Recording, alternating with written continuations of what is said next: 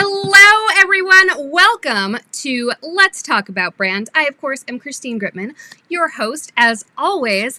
And I have to say, I'm coming off a weird several weeks. I was so good for the longest time about consistently showing up here live Friday, noon Eastern time, in my studio with everything all together.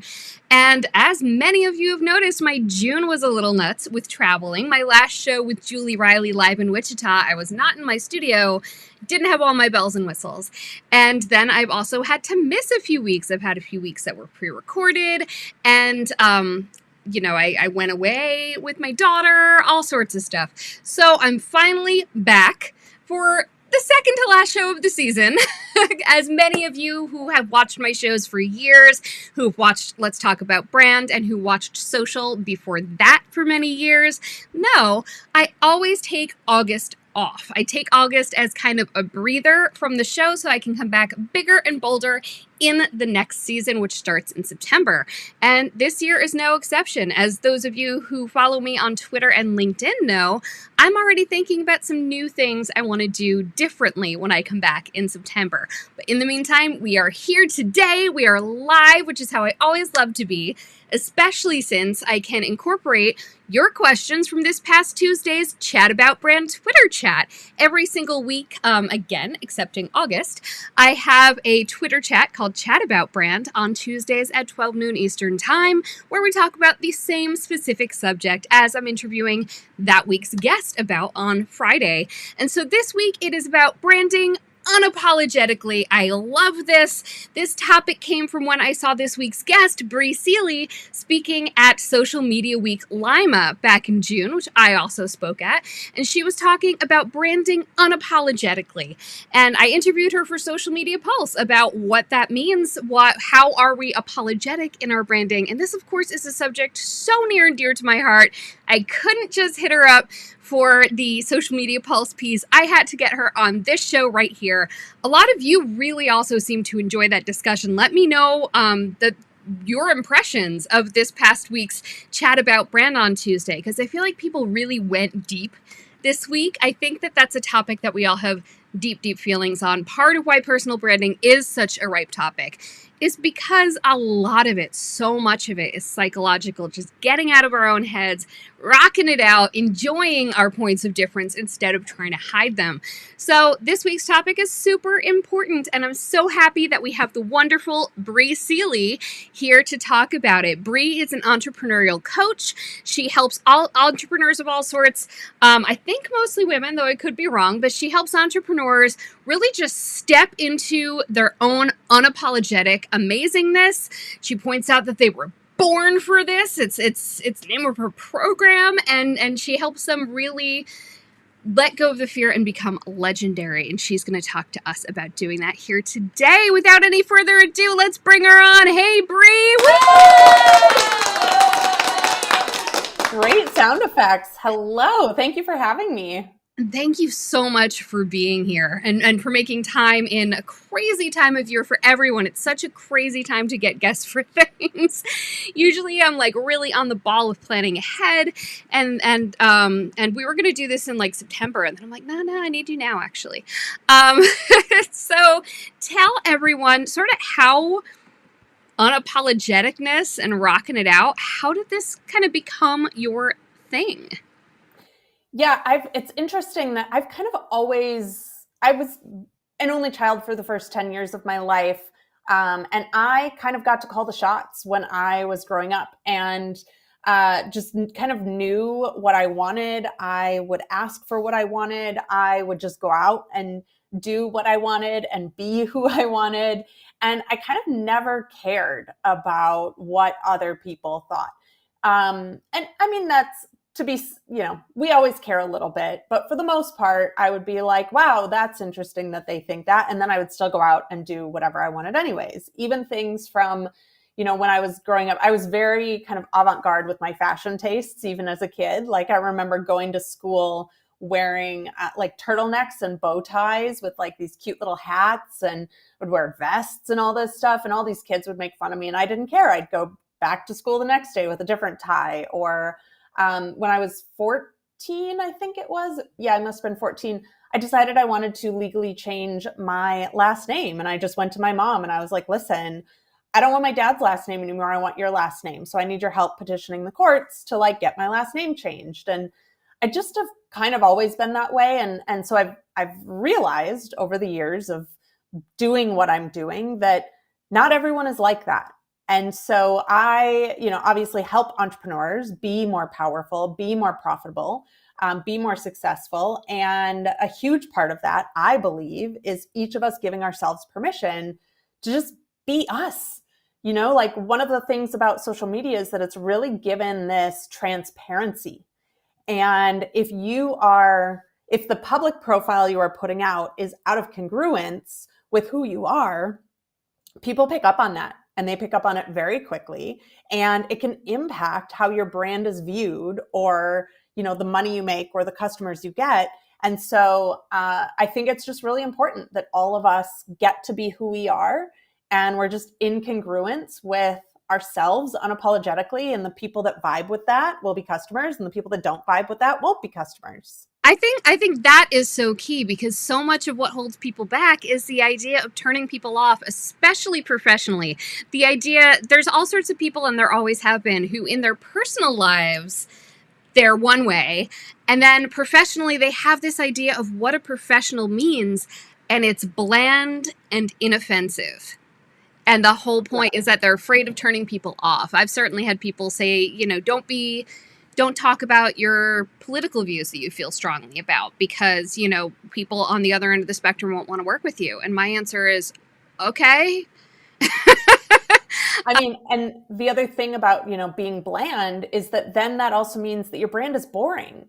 And, I was told very early on in my entrepreneurial career, kind of, if you're not pissing people off, then like your brand needs to be a little edgy or divisive, right? Because at this point, especially with the internet has become such a great equalizer. How many branding experts are there online? How many entrepreneur coaches are there online, right? Like you have your pick of tens, if not hundreds of thousands of people. And so if you look like everyone else and you talk like everyone else and you're putting out there everything that everyone else is putting out there, why would someone work with you? Yeah. There's nothing that makes you stand out. There's nothing that makes you different. You're not then the unique being that you came to this planet to be. I love that. And this is actually pretty similar to one of the questions from the chat. Dave Bednar wants to know, he said, were you always able to put yourself out there like you do now? Or was there a moment, a mindset change that allowed you to begin that journey? And it sounds like you kind of were always that way, but maybe there was a moment. I don't know. Was there? I kind of, I always kind of, like I said, danced to the beat of my own drum and didn't really care what other people thought. But I also very much was an introvert. I have a pretty significant amount of trauma in my childhood. And it was easier when I was younger to just kind of hide and not be seen and kind of, float into the background. Or I remember specifically, my mom used to be on the city council and she would go to all these city council meetings. She was a single mom and I had to go with her because she didn't have childcare. And I would literally hide underneath her desk with a book and just read. And like, that was my happy place.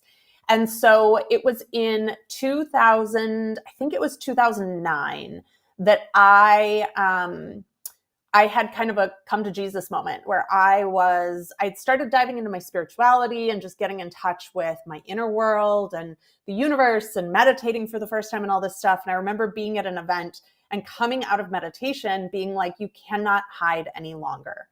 And I was like, all right, well, I need to now like condition myself out of this. Like it's safer to not be seen. And so I was like, I need to remember to shine and I need a reminder to shine. And how am I going to do that? What am I going to do? And so I was like, well, I'll put a note on my computer at work.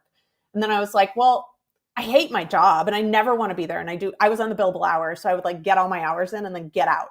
And so I'm like, that's a stupid place to put it. What else comes with me all day, every day that like I could look at and get a reminder for? And so my only answer to that was me. And so I got a tattoo and the tattoo literally says shine. Oops, I don't know if you can see it. It's on my palm, which is interesting because most tattoo artists will not tattoo palms. But I found an artist that would do it. And so I got my shine tattoo on my palm. And that was kind of a turning point for me for sure. Why your palm? because I see it all the time, because it's like here and I just see it It's all so the time. Like I thought about getting it like on one of my wrists, which I got these. I have tattoos on my wrist now, but I got them later. But I'm like, well, but I have my watch on, so like where it just my palm was like the easiest place to do it. So that was kind of a turning point for me because I was like, I can't. I'm here for a bigger reason, and that reason is not to be hiding, and I need to just get really comfortable allowing myself to be seen. And now you help other people do that too. And that is so key. I mean, being able to have done it yourself is huge, because a lot of times one of the problems with some coaches, and why some are good matches for other people and some are not, is some people need someone who has been there. You know, some people need someone who's just like, snap out of it. I'm totally different from you. I don't have this blockage. Snap out of it. But some people need someone who understands. I'm certainly one of those people. And the clients that I work with are those, have been those people as well. They appreciate that I get it. Yeah. I mean, it's important to be able to say that, and to be able to normalize, like, you're afraid to put yourself out there, like, especially with branding and social media and stuff nowadays. I get so many clients, that are like, I don't feel comfortable putting myself out there. And it's like, okay, and this is a huge opportunity for your business. So how, like, I can empathize and understand that this is where you're at, and how do we start working with where you are to transition yourself into where you want to be? So yeah, I mean, I feel like my entire journey has been like going first for people, and then like I get to help them kind of take the, step over that threshold for themselves in so many different ways as well. Well, that works perfectly, because Maiko Sakai, I told you we had good questions this week. I was really excited. I'm like, oh, that makes my job easier.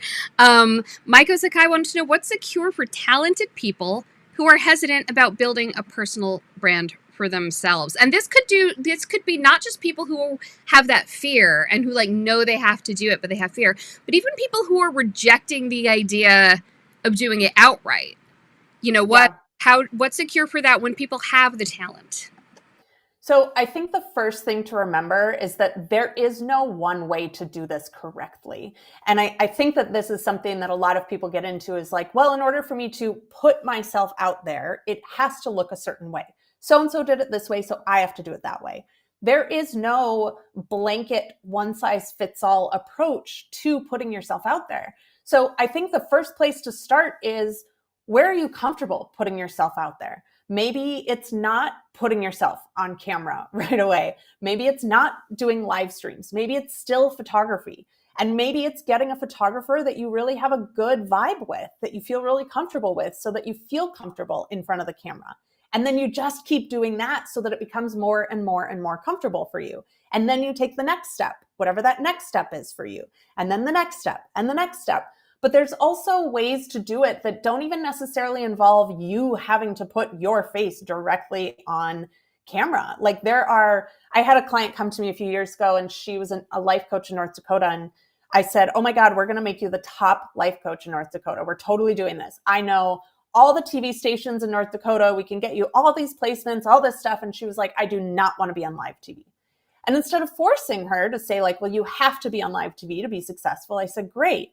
Let's find a way that you can become the #1 life coach in North Dakota without having to throw yourself into situations that aren't comfortable for you yet, right? Like, there's also a way to develop comfortability through, like I said, all of those little steps along the way. So I think it's just really finding what works for you to begin with, and then introducing in little incremental steps to continue growing your comfort zone. Absolutely. And it's, again, these just keep flowing naturally into the questions that were asked. Tiam wants to know, first of all, what should one create? This is more of a content related question. The first thing is, what should one create besides their product or service that keeps people coming back for more? And then how do you allow them to know the real you and the why behind your business? Which again is something that you have to put something out there. You have to create something in order to communicate that. So how do you show these things? Yep. So I'm going to start with the second one first, and then I might have you reiterate the first one once I'm done with this. So I think the thing about putting your authentic, true self out there, the first step obviously is you have to know who that is. Because if you don't know who you are authentically and truly, you cannot share that with the world. And then I would say, pick a few things that just feel really normal and really natural to you that you can kind of start incorporating into your content. For example, I just put a new reel out yesterday and my cat made a cameo in it. And my cat has become a huge part of my brand and my business. One, because she's like so cute, but also two, because she's just around me all the time and she just sneaks into photos. She sneaks into live streams. She's very vocal. So she sneaks into podcast episodes. I could reject that part of my life, but instead I'm like, it's such a deep part of who I am. Why not just include it in my brand and my business? So I think it's really about just identifying a few things. Another thing I do a lot of, and Christine knows this, I haven't done it on here because I forgot to ask permission, is I swear a lot. And the mug that I have right at my side today says, "Get done." And that's just part of my brand and my business. And so I use specific You wording. absolutely can fucking swear here, by the way. Yay. It is all good. I use specific wording in my posts or in my content that also kind of speak to who I am in that way as well. So there's a lot of different imagery, elements, wording, things like that can help you communicate that authenticity to the world. And then in terms of content, there's a few different things. Obviously, again, I will say there is no one size fits all model for this. So you need to know yourself well enough to understand what works best for you. You also need to know your customers well enough to know what they're going to resonate with. So little things like I try to combine, my website, I'm getting ready to do a ton of video content right now. So I'm doing like a brand, like an about the brand, about Bri kind of video. I also do a lot of video testimonials. I'm also going to be filming videos that go on every single one of my opt-in pages, every single one of my sales pages, but I also combine it with words as well so people can read it, right? Obviously, looking at social media, reels are huge right now. In fact, my cat has an Instagram and a bunch of her reels have over 10,000 views on them and she only has like 300 followers. Share her handle. What's her handle? Let's get her some followers. Her handle is Peaches, Peechez _the_tabby_cat.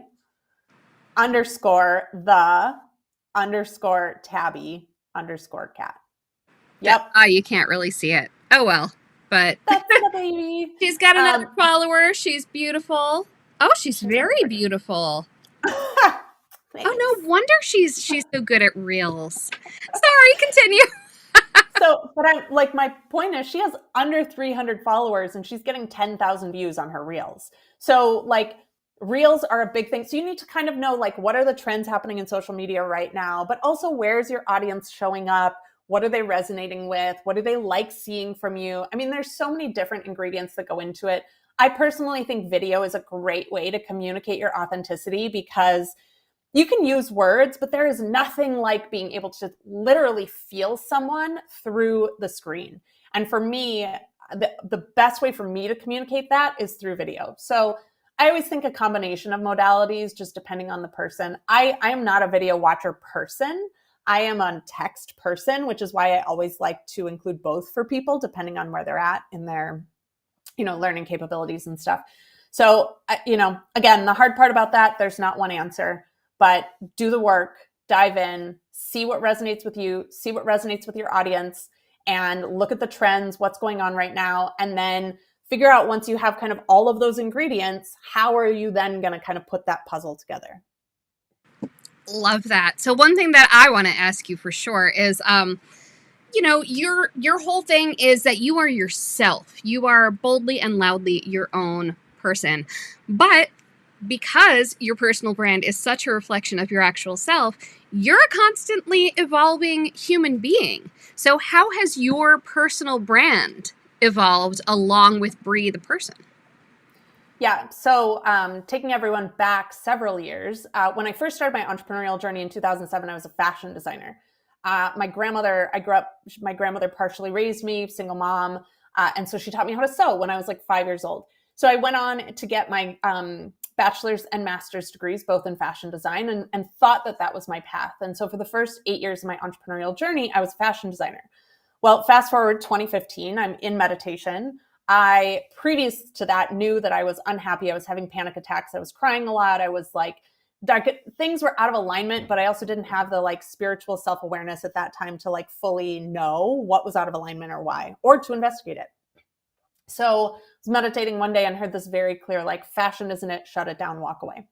And so overnight, literally 72 hours later, I shut my fashion brand down and walked into the wide, vast, lovely unknown, was like, all right, universe, game on, what's next?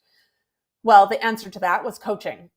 So I had also, at the same time as having my fashion brand, I was a counselor for 8 years. I had a day job. And so I kind of combined my entrepreneurial experience with my coaching experience, or with my counseling experience, to become what I am today. And the thing that's interesting is most people would think like, oh, fashion coaching, like you had to start all over from scratch again.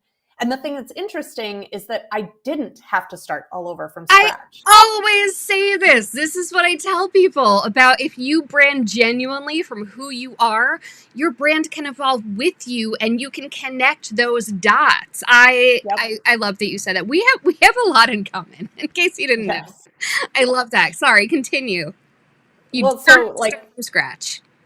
Piggybacking off of what you just said, I mean, basically, even with my fashion label, I was the brand. It was my name. You know, it was my journey. I was sharing all these behind the scenes things. And so people had developed a relationship with me. And really, honestly, even my fashion stuff, like people bought my fashion because they trusted me.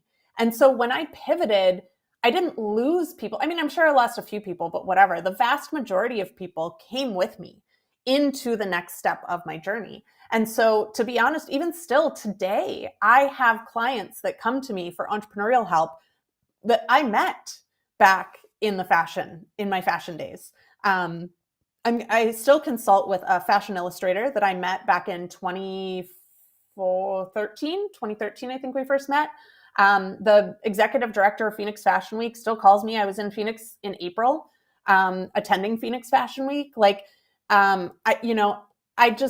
I think it's more honestly about relationships and connecting with people. And like we've already said, showing up authentically. When people vibe with you, what you do doesn't matter as much as why you do it. And so as long as you know your why, and for me, for the most part, my why didn't change. Empowering women has always been my thing. And I will be coming out more and more. Spoiler alert for anyone watching. I can't tell you yet, but on September 1st, I can tell you what my next step is in continuing to empower women. So, where can we see the news? I'll put it on all the platforms. So if people are watching on Twitter, that's great. My favorite platform, I will tell you, is Instagram. So I'll probably do something a little extra on Instagram. But like empowering women is my shtick. So whether that's through fashion, whether it's through writing, through speaking, through coaching, through educating, through, gathering women, building communities, whatever that looks like that's always going to be my thing. And so people are going to come with me in my next steps, no matter what, because I've just shown up as myself the whole time and they know, love, and trust me. And so whatever next step I'm going on, they want to go with me. I love that. Now, we've mentioned your work with empowering female entrepreneurs. So who basically is your client? And has that evolved too? Or has that always been just who you've worked with in this business? So I kind of accidentally started working with female entrepreneurs. And I think the reason that female entrepreneurs wanted to start coaching with me is because, again, that's who I am. I am so passionate about entrepreneurship for women being the great equalizer that entrepreneurial women want to work with me. So when I first started coaching, I wasn't teaching business. I started teaching mindset, manifestation, accountability, like all sorts of other things, helping people just create the lives that they wanted, whether or not they were entrepreneurs. In 2019, I niched down into specifically entrepreneurs and started adding very, targeted business knowledge and wisdom into my programs because that's what people were coming to me for. Even if they were coming to me for quote unquote life coaching, we'd always end up talking about their businesses. And so in 2019, I niched down, I changed some things on my website and basically started ranking as the top top search position for the term entrepreneur coach on Google. And so I kind of took that as a sign. And now I work with entrepreneurs, and I do work with men as well, just typically more women than men. But I say, whether you want to make your first dollar or your first million, I can help get you there. So I work with brand new entrepreneurs who have an idea or don't have an idea and just know they want to start a business, to get it off the ground and start monetizing and profiting. I work with side hustlers who are ready to take that next step and be a full-time entrepreneur. I work with solopreneurs who are like, all right, this is great, but like, man, I've hit a plateau and I don't know how to keep going up. And we figure out the strategy to like get them growing. And then I work with people who are really ready to like scale their operations up to and past 7 figures as well. Love that. All right. Final question. If you could tell people, semi-broad strokes, one way that they can start being a little more unapologetic in their branding today, like where can they start? What's the baby step that most people can take? I mean, I think the first preliminary step, unfortunately, is not an external step. It's an internal step. One, you got to give yourself permission, and you have to know yourself well enough to know what makes you unapologetically yourself. So one, go do that. Two, I would say the next thing, go change your profile photo and your bios on all of your platforms to just include something. Like if you are the one that thinks that you have to wear the navy suit coat on the gray backdrop to like be a professional, like change it to something else. Here, I'll show you guys in my profile photo for everything. I know because this bobblehead was made off of my profile photo. I'm wearing a hot pink suit coat, and I'm actually wearing a shirt that says, never underestimate the power of women. Like that's me. So I'm just communicating that through my imagery and through my bio. And I think that's a good first step, because people are going to see that on all the platforms. And then just start incorporating little elements into your daily posts, into your daily communications. If you think, oh my gosh, I shouldn't say that, but you'd say it in your normal everyday life, give yourself permission to say it. No one's going to like, yeah, maybe some people will unfollow you. Bye. Let them. I think that's really what it comes down to. Like, so what if it turns some people off? Are you doing something harmful to other people? No? Then who cares? I think that's really a huge point. There's some saying, it's like people are going to love you and people are going to hate you, and it's going to have nothing to do with you either way. It's very, very true. Love this conversation, Bri. So glad we're connected. I can't believe that we didn't know each other till June. And so tell everyone how they can get to know you better. Where should they go find you? What will they find there? My website is briseeley.com. And if you go to my website, in the top corner, there's a little button that says free resources. And there's workbooks there, whether you're a new entrepreneur or established entrepreneur, that can help you with some of these things we've been talking about today. And then my favorite social platform to hang out on is Instagram. Although I am growing my TikTok presence as well. And both of those things are my name, Bri Seeley. It's always so easy when you're just your name. And it's great that there aren't other Bri Seeleys out there rocking this. Are there other Bri Seeleys? I think there's like one or two. There was one that was like a volleyball person in high school that lived in like North Carolina, but I think she's like 15 years younger than me or something, and clearly like not me. Yeah, you know who you found. My maiden name, there was one other who was like close to me in age, close to me geographically, looked a little like me, and thankfully I've been the only Christine Gritman in the world since 2008, so that's always good. Nice. All right, well, thank you so much, Bri, for being here. You're fabulous. Everyone should definitely go check you out, especially anyone who's interested in learning how to brand more unapologetically. Love it. Thanks so much for being here. Thank you. And thank you so much for being here. Definitely let us know if you're watching here live or on the replay. And as I mentioned at the top of the show, next week, next Friday, live at our normal time, which is noon Eastern, is going to be the season 2 finale of Let's Talk About Brand. We are definitely coming back in September with some changes for you, but be sure to tune in live next week, where we will be capping off season 2 and looking forward to season 3. Hope to see you there. Bye.